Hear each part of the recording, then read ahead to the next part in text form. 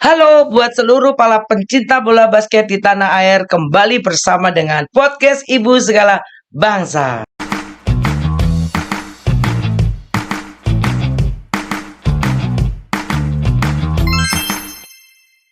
Oke, hari ini Mama Evi bersama dengan tamu yang spesial dan sangat spesial dan paling spesial dari perjalanan podcast Ibu Segala Bangsa. Siapakah dia yang spesial di mata Mama Evi? Mari kita tengok dan kita perkenalkan. Ada Ibu Sekjen Perbasi Indonesia. Selamat malam Ibu. Selamat malam waktu Surabaya ya. Waktu Surabaya ya.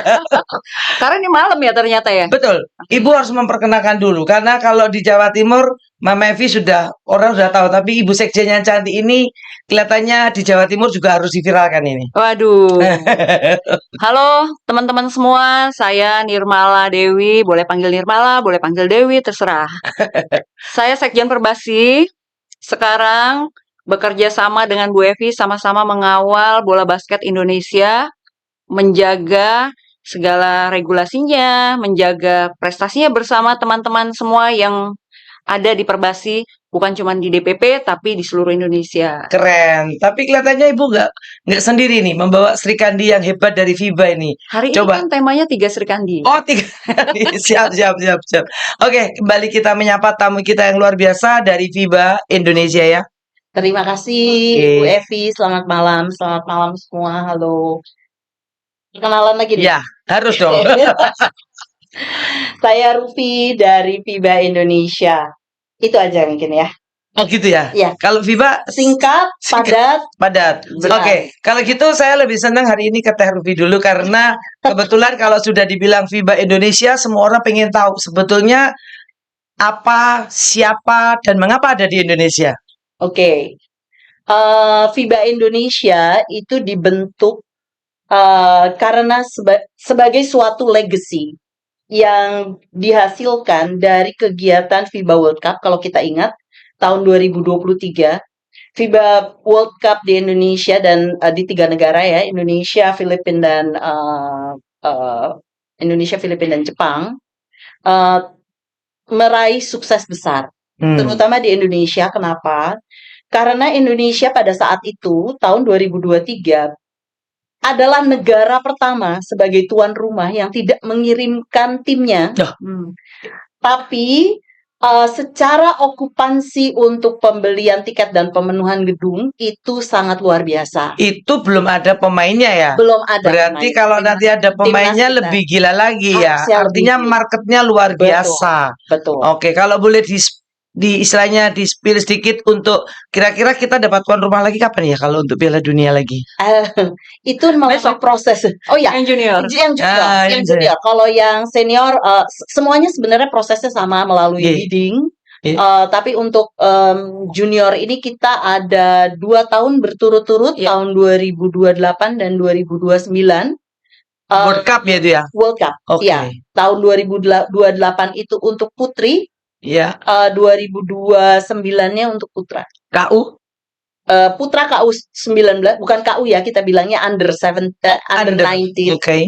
Untuk putra, untuk putrinya under 17. Oke, keren ya. Berarti terobosannya luar biasa dan FIBA kali ini berada di Indonesia dan sekarang ini yang menjadi istilahnya yang menjadi wakilnya FIBA juga Sri Kandi Indonesia loh. Indonesia. Iya, luar biasa. Oke, kalau gitu kita juga harus bertanya ini dengan Ibu Sekjen kita yang Sri Kandi Indonesia. Saya kalau memanggil selalu bilang Sri Kandi Indonesia kita ini ya. Oke, Bu Sekjen. Ya. Saya tahu bahwa kepengurusannya sekarang itu luar biasa buat saya ya. Tapi bukan berarti kita bilang bahwa yang lama itu buruk, tidak. Tapi artinya ke depan menjadi lebih baik dan selangkahnya bukan selangkah lagi kalau saya lihat karena mulai susunan, mulai ketua kita dan sangat mencintai bola basket, terobosannya sampai kita juga menjadi tuan rumah. Tentunya harapannya kan dapat supporting dari semua kan. Lihat sekarang fenomena-fenomena yang sekarang sering terjadi itu bagaimana tanggapannya Bu Nirmala terhadap misalnya nyuwun ngapunten, sekarang ini kan lagi marak dan hot issue di mana ada yang cedera di mana? Di DKI yang dengan tidak sengaja itu bagaimana Ibu Nirmala? Iya, sebenarnya kita juga agak prihatin dengan kejadian yang terjadi di DKI ya. Karena sebetulnya kalau kita bicara lapangan, mindset kita harusnya lapangan itu sudah sesuai standar dan aman. Mungkin Bu Evi lebih apa ya, lebih gimana? Lebih tahu dan lebih melihat langsung bagaimana di Jatim juga, wilayah Jawa dan seterusnya kan. Jadi ya harus prihatin udah pasti. Itu yang utama, prihatin dulu. Ya, tapi karena sekarang ini kan setiap kali kejadian kan kita learn by doing. Artinya dengan kejadian ini saya sendiri khususnya yang bertanggung jawab di zona Jawa, otomatis ketika kita memberikan rekom, terpaksa kita bukan sekedar memberikan orang minta rekom. Kita selama ini kan orang minta rekom, kita kasih kemudahan. Tapi ternyata kemudahan itu juga nggak menjawab sebuah kualitas. Ternyata kita harus melakukan inspeksi atau bertanya bahwa semuanya sudah standar atau belum. Ya, Tapi di sisi lain pasti kita akan dibilang, kok Perbasis sekarang mempersulit rekom sih, gimana? gini, jadi panjang nih, nggak Iya. apa-apa panjang. Iya, gini ya, kita tuh bukan mempersulit rekom, tapi ada detail-detail syarat-syarat untuk sebuah kompetisi yang sebetulnya kita tuh pengen tahu juga. Itu sudah memenuhi standar, memenuhi syarat atau tidak gitu. Tapi kan untuk nggak semua daerah mampu, Ibu Sekjen saat ini. Lalu kita tunggu, kita biarkan rekom keluar sampai ada korban. Sebetulnya juga enggak, tapi dalam suatu tanda kutip, ya memang semua kita tidak berharap dan tidak meminta, tapi di satu sisi kan ada semacam ketika kita membuat suatu standar, kalau kota besar mungkin bisa ya ngelakuin dengan mudah, tapi bagaimana dengan kota yang istilahnya masih mau belajar sebuah event gitu, gimana? Saya pikir gini ya, selaku panitia, misalnya kita berempatilah seandainya kita panitia. Selaku panitia, mungkin ketika dia juga nggak perlu terlalu ambisi untuk membuat eventnya jadi besar. Kemudian eventnya nggak kalah sama Jakarta, tidak kalah sama Surabaya, tidak kalah dengan kota-kota besar lain. Sementara kapasitas dari stadionnya itu belum memenuhi syarat. Jadi ini juga kapasitas stadion dan fasilitasnya betul. Dan belum memenuhi syarat. Jadi ini juga yang harus kita tuh sadari bersama. Jadi bukan berarti, kita belum bisa keluarkan rekom karena lapangan belum memenuhi standar. Dianggap bahwa Perbasinya jahat. Enggak juga. Justru karena Perbasi ini ingin melindungi semua pihak. Iya. Baik itu penyelenggara, apakah itu pemain, apakah itu penonton, tugas lapangan dan sebagainya. Karena kalau ada apa-apa yang terjadi, yang kena ini yang di lapangan duluan. Dan yang kena duluan, kena Imbasnya terkait kasus hukum, kemudian kan ada apa? Dampak hukum ketika ada sesuatu yang terjadi dan memakan korban. ya. Yang kena siapa? Yang kena adalah si panitia duluan. Ya, tapi ukuran standar itu seperti apa, Ibu Nirmala? Supaya teman-teman tahu, karena standar kota besar itu kan berbeda dengan Ya. kota daerah. Karena daerah tuh hampir tidak ada indoor, outdoor. Oke. Mungkin standarnya seperti apa? Supaya spill Oke. sedikit lah teman-teman biar tahu bahwa kalau saya dibilang standar terus gimana Mama Evi gitu. Ya, standar adalah kita lihat kapasitas lapangannya sendiri. Dia mau bikin kompetisi apa? Dia mau bikin kompetisi outdoor, tidak boleh. Pasti boleh. Oke. Perbasi bolehin aja. Iya. Dia adanya lapangan outdoor. Tapi ketika bicara lapangan outdoor, dia harus proporsional dengan lapangan yang ada. Artinya nggak bocel-bocel, nggak Iya bolong-bolong gitu ya. Lapangan outdoor, lalu kita kasih rekom karena Sekjen kemarin di podcastnya Bu Evi, Mama Evi bilang boleh, terus boleh nih lapangan outdoor, lapangannya bolong-bolong, enggak gitu Nggak boleh. juga. Ya, Seperti jadi kayak kita kemarin juga dikelilingi got juga nggak boleh. iya, yang intinya Memikirkan keselamatan. keselamatan itu nomor 1. Ya. Ya, Ya. kita sudah komit. Bukan hanya kita yang ada di ruangan ini, tapi yang di luar sana juga sama komitmennya. Iya. Tidak ada yang mau ketika ada kompetisi itu makan korban. Nggak ada yang mau. Iya. Iya kan? Iya. Jadi ketika dia mau mengadakan satu kompetisi, dalam kondisi lapangannya cuma ada outdoor. Nggak apple to apple sama Indonesia Arena. Iya. Dua-duanya mau dikatakan standar. Boleh. Iya. Yang outdoor juga bisa jadi standar. Iya. Ketika dia proporsional dengan yang ada. Ya. Ingat, teman-teman semua teman-teman penyelenggara ya, ketika mau mengadakan, coba lihat bagaimana keamanan dan keselamatan dua hal ini bagi pemain. Ya, Kalau sampai terjadi, sebetulnya bukan cuma DKI, mungkin ada daerah-daerah yang lain tidak terekspos. yang tidak terekspos. Kebetulan DKI Iya. terekspos dan saya tahu karena Ya. ini ayahnya si anak adalah teman saya, jadi saya tahu duluan Ya. malam itu. Jadi saya dapat informasi. Tapi poinnya adalah bukan karena DKI-nya atau Ya. Surabayanya atau apa. Kita sama-sama komit bahwa kita ingin sekali setiap kompetisi pemain kita selamat. Oke, berarti Tidak ada kejadian. kalau yang paling gampang supaya ditelaah gampang sama para pencinta bola basket khususnya di daerah seperti nggak bolong, nggak lumutan biar orang nggak kepleset, Betul. nggak sampingnya got. Kalau ada tiang ya ditutupi sama entah kasur rumah juga nggak apa-apa ya diketik loh. Artinya Iya. memang dengan segala macam keterbatasan, tapi Keterbatasan. bukan berarti kita nggak bisa. Tapi minimal kalau ada benturan kan ada empuknya, maksudnya kan nggak jedong begitu, ya. Ya. Yang Jadi standar safe itu kan and ya security. safe untuknya. Ya. Karena saya takut kalau kita tidak terjemahkan dengan jelas untuk daerah itu, waduh, kalau ngomong standar, Odo sudah nggak standar, dan padahal kan nggak gitu juga kan, gitu loh. Lah makanya kalau kita dibilang tadi bahwa kita memberikan standar, bukan berarti kita menghambat, itu supaya teman-teman juga tahu karena sering-sering ini kok kayak menghambat aja nggak seneng ya kita bikin event sama atau seperti kayak kemarin kejadian Mbak Mevi harus terpaksa sidak di mana padahal juga sudah mana? menarik Di Surabaya? di Surabaya. Oh, Saya sidak karena saya di DM sama seseorang bahwa merasa dirugikan dengan memungut biaya tapi lapangannya dikelilingi sama got, terus tiangnya juga nggak ditutupi sama kasur, terus semuanya random acara nggak ada, bolanya kalau itu 3x3 juga nggak 3x3. Jadi itu yang akhirnya membuat saya harus datang, dan ketika datang kembali Iya. lagi kita sidak bukan berarti kita tuh ingin soalnya panitia tanya, Mama Mevi supaya kalau dilanjut bayar berapa? Masalahnya kan bukan bayar apa tidak, keselamatan dulu. keselamatan. Toh bunyinya, kalau orang bertanya, sebetulnya Rekom berbayar apa tidak? Mama Evi selalu mendukung. Kalau yang namanya pengkap, pengkot semua yang ada di Jawa Timur, khususnya polisinya Jawa Timur adalah free biaya Rekom. Kalau yang harus dibantu, kita bantu. Kalau yang bisa membantu pembinaan, membantu biaya Rekom 2 juta gitu loh.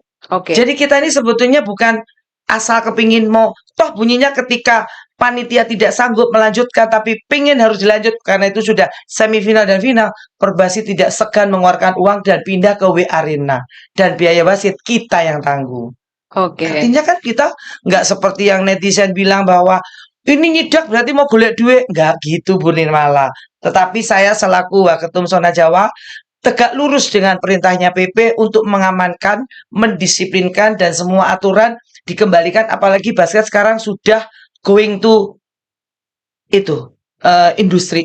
Oh, oke. Kompetisi sudah. Menuju olahraga Sekarang industri. ini yang komplain sama saya bukan ketika Mama Evi, kalau dulu pertama kali saya menjabat, Mama Evi kok nggak ada event sih nggak? Sekarang Mama Evi kok benturan semua sih nggak bisa ya? Nggak bisa. Karena sudah ditata ini pun nggak bisa. Kenapa nggak bisa? Sudah beda lagi tingkat. Masalahnya udah bukan nggak ada event, kebanyakan event. Ya, ya. Jadi saya balik lagi tadi. Sebetulnya sebelumnya tuh kita sudah diskusi di internal DPP Perbasi bahwa mulai saat ini ketika ada kegiatan nasional yang minta Rekom Perbasi, makanya kita mewajibkan menunjuk satu TD. TD, apa itu TD? Orang Sama suka tanya. seperti yang dilakukan oleh FIBA. Oke. Ketika kita mau tuan rumah, Ya, let's say kita tuan rumah FIBA Asia Cup, ya, dari FIBA akan mengirimkan TD. TD. Nggak Teknik. selalu. Ya, dia akan ngecek dulu. Ya. Dia akan ngirim utusan dia ke kita. Ya. Oke. Bagian kompetisinya. Iya, Ya. Di ininya di mana? Eventnya di mana? iya. Si survei dulu lah bahasa Jawanya ya. Ya. Disurvei Iya. dulu semuanya. Oke, Bu, Dicek. Terufi bilang tidak selalu. Saya nggak tahu, tapi yang di kita Harus dikirim. selalu dikirim Selalu TD. ada, betul. Kalau di negara lain ada yang nggak selalu, mungkin negaranya udah standar banget Oh, enggak, basketnya maksud saya atau apa bukan saya nggak bukan tahu. nggak selalu. Itu akan selalu FIBA akan selalu, apalagi untuk eventnya dia, event FIBA, event kita, itu kita akan selalu kirim. Putus. TD. Tidak selalu harus TD, Heeh. tapi kita itu punya bagian yang namanya competition. Iya. Jadi di manajemen itu ada bagian competition. Iya. Nah, orang competition ini yang akan datang, jadi kalau kayak di FIBA Asia itu akan datang yang namanya Raffi. Tapi Mr. kalau Raffi. untuk di Indonesia yang keren dan beken karena kemarin barusan telepon saya, karena TD. sekarang semua masalahnya tuh datangnya mesti DM atau telepon ke Mama Evi. Iya. Dia sekarang ini karena memang saya senang ya Iya. bahwa dari DPP itu sendiri banyak hal yang memang kita harus sosialisasi ke bawah. Sekarang mereka udah mengenal Iya. bahwa untuk event apalagi sekelas seluruh Jawa Timur atau seluruh Jawa Tengah atau apa kan event besar Iya. melibatkan banyak klub itu kan mereka sudah ngomong, Mama Evi apakah harus pakai TD? Oh iya. Mohon penjelasannya Ibu. Oke. Jadi saya lanjutin lagi Oke. tadi, bahwa sekarang kita sudah mewajibkan untuk setiap kompetisi kita kirim satu utusan kita. Ya, kita menyepakati bahwa ini kita akan tunjuk TD untuk melihat kesiapan lapangan. Oke. Apakah itu sudah sesuai standar? Oke. Nah, kategori standar tadi kita udah tahu, saya udah Oke. bicara tadi di depan bahwa relatif tergantung dari Iya. event dan kondisi di Iya. daerahnya. Tapi kalau event nasional biasanya standarnya hampir rata-rata. Oke. Nah, kembali lagi, kenapa kita utus TD? Ya, ini supaya tidak terjadi hal-hal yang seperti kemarin. Iya. Kejadian di DKI atau di daerah-daerah lain. Kenapa? Iya, minta rekom ya. Akhirnya kita kasih rekom, padahal kita tahu nih lapangan nggak standar. Nah, sekarang nggak bisa begitu. Kalau kita federasi, DPP, DPD, Pengkap, Pengkot, kalau tahu lapangan yang nggak standar, hati-hati. Jangan sekali-sekali keluarkan rekom. Oke. Jangan sekali-sekali keluarkan rekom. Karena ketika ada hal-hal yang terjadi, siapa yang disalahin duluan? Yang mengeluarkan rekom. Oke. Yang ditanya duluan yang mengeluarkan rekom. Heeh. Ini amit-amit ya. Ya. Mudah-mudahan semua event-event basket di seluruh Indonesia berjalan aman, baik, lancar. Ya. Tapi inilah tujuan kita untuk Tapi tentunya meminimalis. ada TD itu kan banyak fungsinya Ibu, nggak cuma melihat pada lapangan, termasuk kalau ya minta maaf ya nggak minta kayak ada kerusuhan atau ada suatu perselisihan atau apa kan dengan adanya TD itu kan enak kan Bu ya? Artinya mereka bertanggung jawab terhadap sebuah event dan selesai di situ, Ya. ada penengahnya, ada yang bertanggung jawab. Apa begitu Bu? Seperti penalarannya saya. Ya, kalau untuk lapangan segala sesuatu yang terkait dengan persiapan kompetisi, TD lah yang akan ngecek seluruhnya. Dan satu lagi, TD tidak selalu harus dari daerah tersebut. Kemarin saya ditelepon sama satu daerah, Ya. daerah di Jawa. Ya. Bu Sekjen, saya mau bicara. Kita bikin acara event nasional. Kenapa TD-nya bukan dari daerah kita? Padahal daerah kita punya TD. Saya jawabnya hanya gampang. Saya bilang bahwa kita nggak punya TD, kita juga punya TD. Indonesia juga punya. Let's say kita punya, misalnya kita mau bikin event internasional 3x3.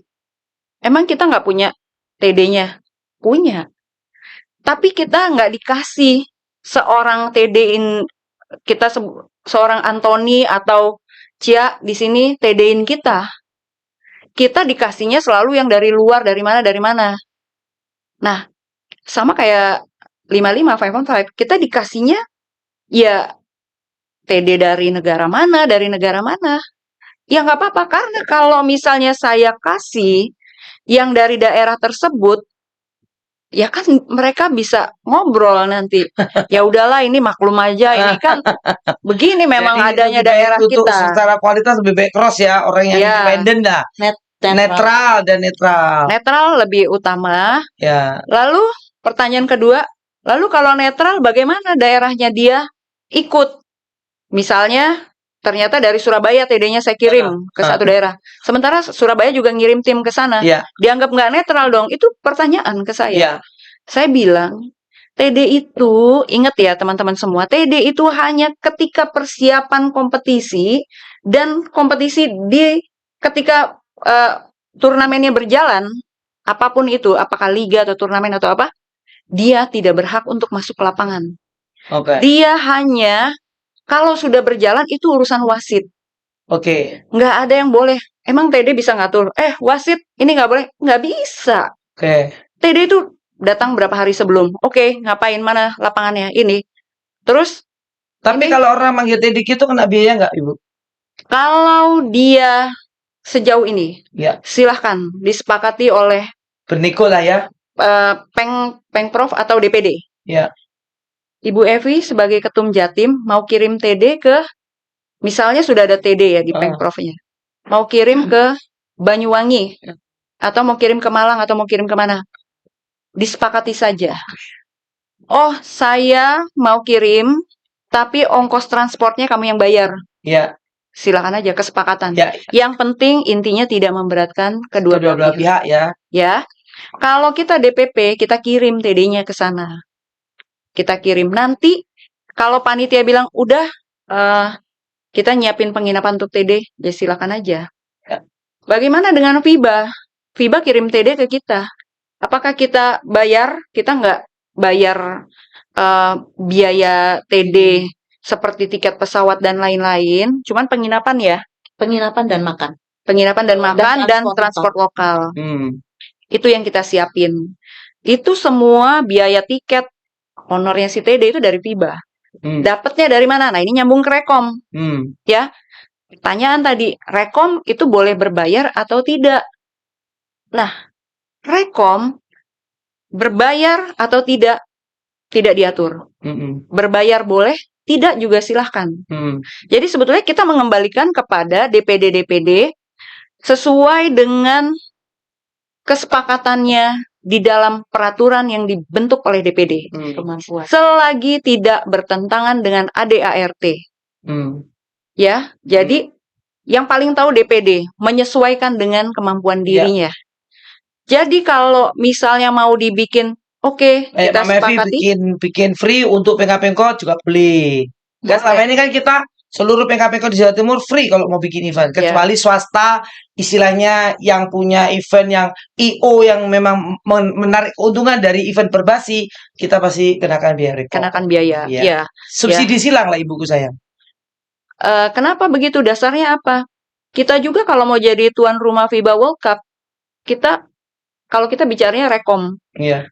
Kalau dia hosting fee, apa bedanya? Sama aja. Kalau udah dikasih blessing sama FIBA, yang keluar berikutnya adalah hosting fee. Lu bayar fee ke kita, fee tuan rumah. Oke. Berapa kita bayar? Lumayan gede juga. FIBA World Cup kita, ya nggak usah nyebut angka lah ya. Iya. Tapi itu lumayan. Dan itu resmi dari FIBA keluar angkanya. Dan secara transparan dia menyampaikan bahwa akan di-store ke sini. Oke. Lalu kita dapat apa dari hosting fee? Ya itu tadi. Sebagai biaya-biaya FIBA. Dia kirim TD ke kita. Kita nggak dikenain biaya lagi.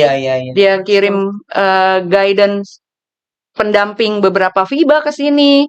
Makanya kita juga jadi sambil belajar. Kita manfaatin itu. Dia bikin workshop supaya eventnya berjalan baik, lancar seperti apa, dia guidance kita.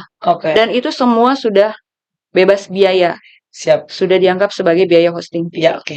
Dan saya memang hari ini sangat-sangat sedikit ingin memanfaatkan waktu yang Ibu Sekjen begitu sibuk. Dan hari ini Pompong ada di sini. Saya kasih spill sedikit supaya setelah itu akan menjadi guidenya khususnya Mama Evi. Jadi saya mau tanya juga Ibu Sekjen, artinya bahwa DPP sekarang kan juga akan lebih tegas kan terhadap segala sanksi, termasuk bagaimana tanggapan Ibu ketika sebuah hal yang salah kalau tidak dikasih sanksi, seperti misalnya entah itu sengaja Noel atau Noel. Kan soalnya kalau sudah diklarifikasi, lo gue kan cuma Noel, tapi ya di Noel juga nggak suka gitu loh. Itu kan seperti itu, gimana Ibu? Ya, saya pikir ya kita bicara bola basket adalah olahraga yang menurut saya mengedepankan attitude basket. Coba perhatikan, kalau salah satu pemain dia ngebanting bola aja nggak suka sama wasit. Itu juga udah kena call kan? Udah kena sanksi kan? Kena sanksi. Nah, atau ada penonton yang seperti apa gitu.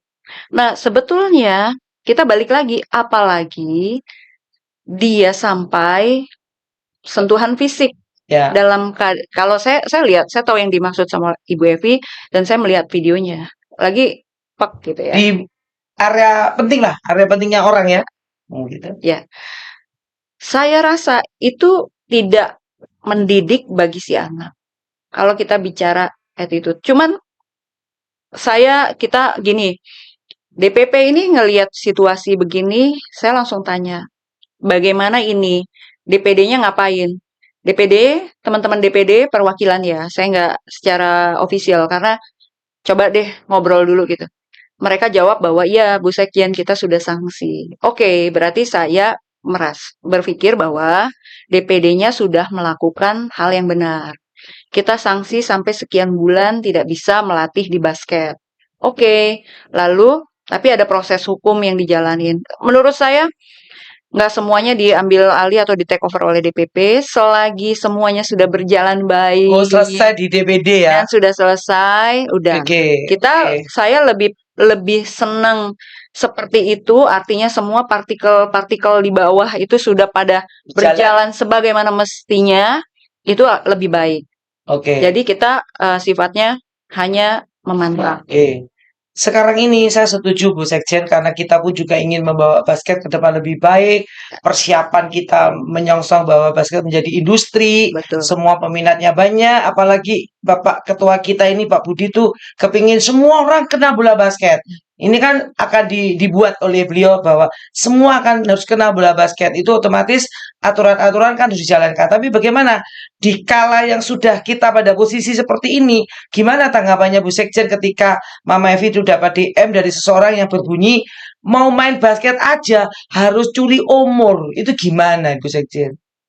Curi umur, harusnya kompetisinya 18, yang bermain umur 19 di backdate menjadi 18, yang harusnya bermain si Amir diganti si Bagus. Saya sedih sebetulnya. Gimana Bu Sekjen? Ya, saya pikir itu nggak perlu ditanggapin. Saya nggak perlu menanggapi itu karena sebetulnya sudah sangat jelas bahwa itu menyalahi aturan. Titik. Hal itu mencuri aja udah menyalahi aturan. Mencuri umur. Memanipulasi data. Memalsukan. Itu udah kalau saya ya udah berlapis-berlapis. Jadi saya pikir saya kayak begini. Ini pertanyaannya kayak mencuri barang. Nggak perlu didebatkan. Itu udah pelanggaran. Dari mana dasarnya? Udah pada tahu semua dasarnya.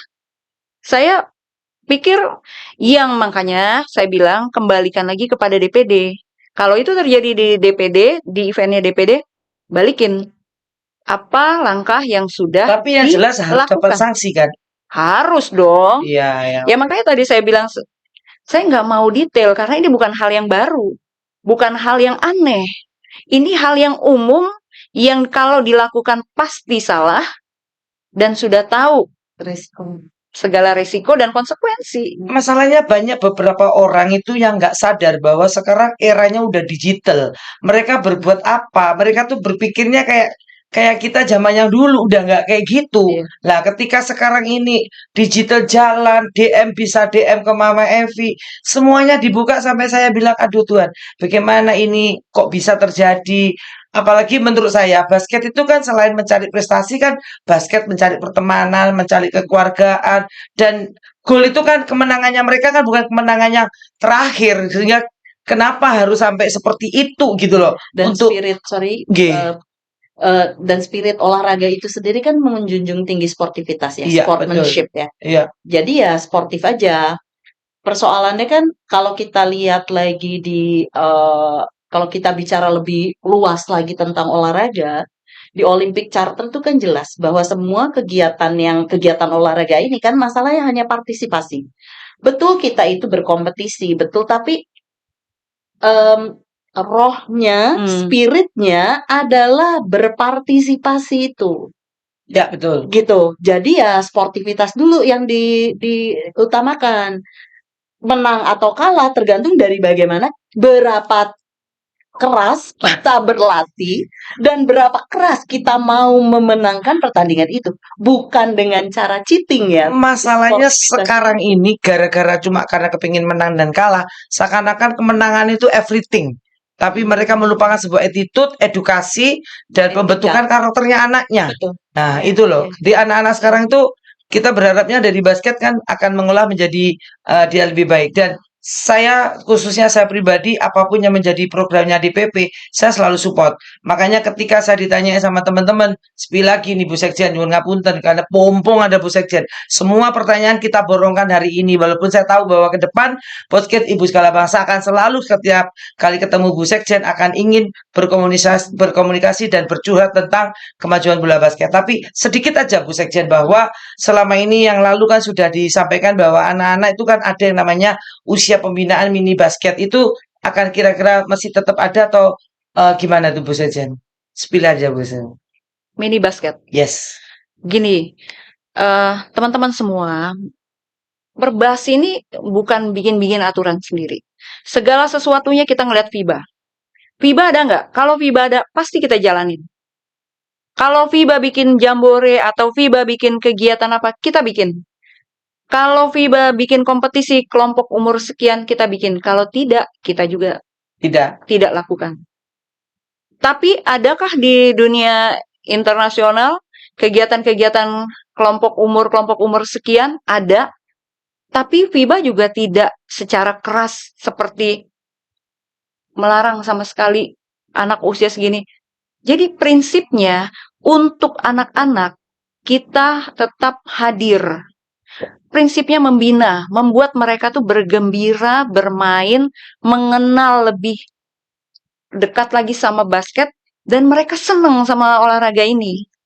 Kita tidak pernah memaksakan nih, karena gini ya, ekspektasi orang sama kelompok umur ini, karena anaknya banyak yang mau ikut klub, klubnya ngelatih, orang tuanya sudah mulai masuk unsur ambisius, pengen anaknya jadi cepat, akhirnya dipaksakan ekspektasinya, ayo dong Perbasi, bikin kompetisi gelaran usia sekian, yang anaknya sebetulnya belum pada tahap itu.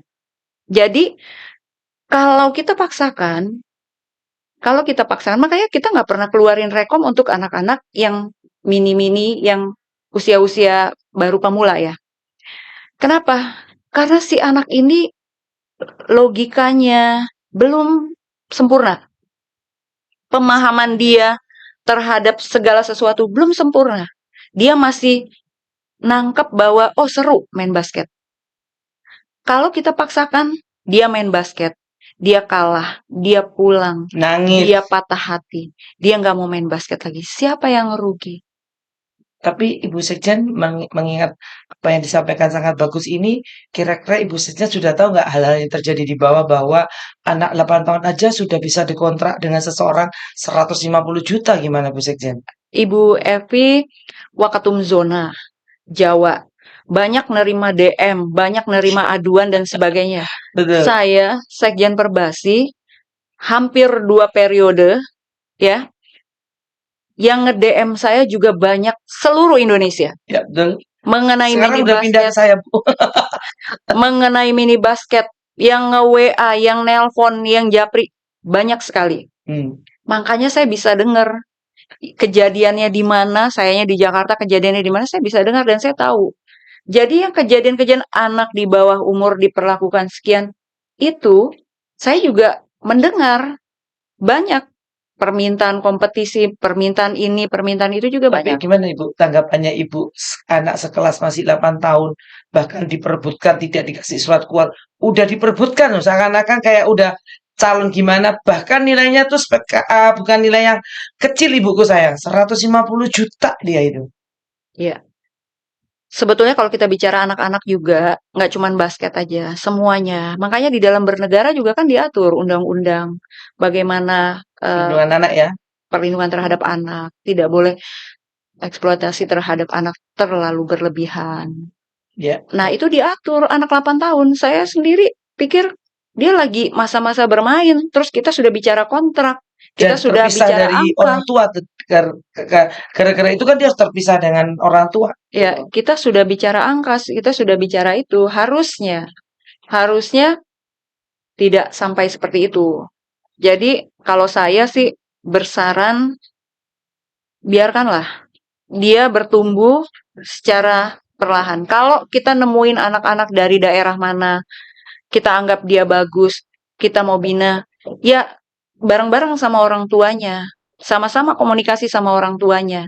Jadi artinya orang tuanya juga diajak sama-sama, yang namanya ekosistem tempat dia hidup itu nggak boleh dirusak juga. Betul. Jadi kalau mau diajak berkembang, ya ada tahapannya. Jangan diperlakukan seperti dia pemain NBA yang kita panggil seolah-olah. Ini juga kan kadang-kadang kejadian. Seperti pemain NBA banget dipanggil, dikasih fasilitas ini, terlalu berlebihan juga. Jangan Ya, sampai segitu juga. itu sudah dengar gitu.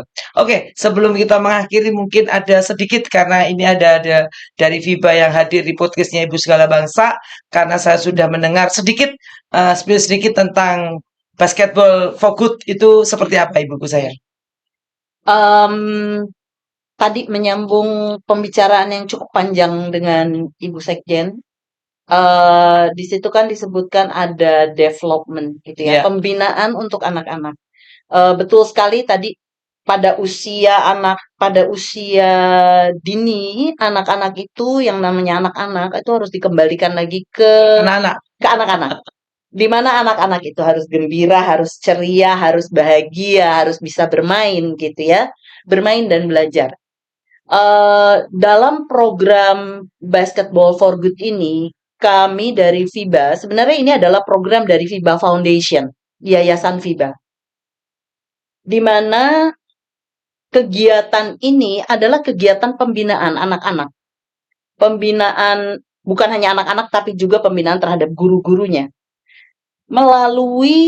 Bukan melalui ya, tapi kita itu pendekatannya melalui pendekatan permasalahan sosial. Apa itu permasalahan sosial? Ada kesehatan, ada mengenai gender equality, ada mengenai pembinaan pertumbuhan anak-anak, yang tadi ada kekerasan, ada eksploitasi anak. Semua itu ada di dalam rangkuman Basketball for Good. Good-nya di sini adalah good deeds, good cause, charity, apa ya? Jadi kayak untuk Semuanya untuk baik, kebaikan semua. Ya. Itu adalah makna dari Basketball for Good. Ya. Dan kami melakukan kegiatan ini di beberapa tempat. Untuk tahun 2025 itu fokusnya ada di wilayah timur. Oke. Jadi Papua dan Papua Nusa Tapi tentunya nantinya sampai ke Jawa juga kan? 2026. Oh, 2026. Jadi 2026. kita menunggu di 2026 ini Betul. dapat kejatahan untuk Indonesia Basketball for Good ya. Ya. Okay. Dan karena Ibu Evi di sini juga merupakan salah satu wakil ketua umum zona Jawa, saya juga mohon bantuannya untuk mungkin bisa membagikan, sharing, daerah mana sebetulnya di Pulau Jawa ini yang memerlukan perhatian lebih tadi, yang memiliki banyak isu ini. Sehingga kami bisa datang untuk memberikan kebahagiaan ini kepada anak-anak, sekaligus memberikan edukasi kepada mereka, apa itu hidup sehat, apa itu, kenapa orang itu tidak boleh bully, apakah anak itu lebih senang mana, menerima pujian atau menerima cercaan, gitu ya. Nah, hal-hal kecil yang mungkin di luar. Jadi yang luar biasanya itu berarti dari bola basket kita ini menciptakan banyak hal baik. Betul. Memberikan edukasi. Edukasinya bukan cuma buat si anak-anak, tapi juga terhadap guru-guru sekolah. Karena kami juga mulai membina guru-guru sekolah ini, guru-guru olahraga sekolah, untuk bisa memberikan dan mengerti bagaimana permainan bola basket. Karena tujuan dari kami sendiri tadi, karena ini adalah legacy gitu ya, kami ingin mempromosikan bola basket di seluruh Indonesia. Sebanyak mungkin anak bisa memegang bola dan bermain. Bukan berarti harus menjadi pemain basket ya, bukan. Tapi mengenal olahraga itu. Selain itu mengenal olahraga, berarti ini akan kembali bahwa dari bola basket kita bisa berkarya untuk anak negeri, Betul, membuat sehat, betul, edukasi, betul, dan juga mengenalkan. Jadi kalau kita ngomong federasi, berarti kan kita akan mencapai sebuah prestasi. betul. Tapi dengan adanya FIBA ini, hal yang belum digarap kita selaraskan untuk membuat akhirnya dari yang dilakukan oleh FIBA akan membuat anak-anak dengan mencintai bola basket yang mau prestasi-prestasi, tapi kalau enggak pun kita bisa membuat anak-anak itu bugar dengan berolahraga Betul. yang berefek positif. Oke, jadi berarti FIBA itu luar biasa ya, Bu Nirmala?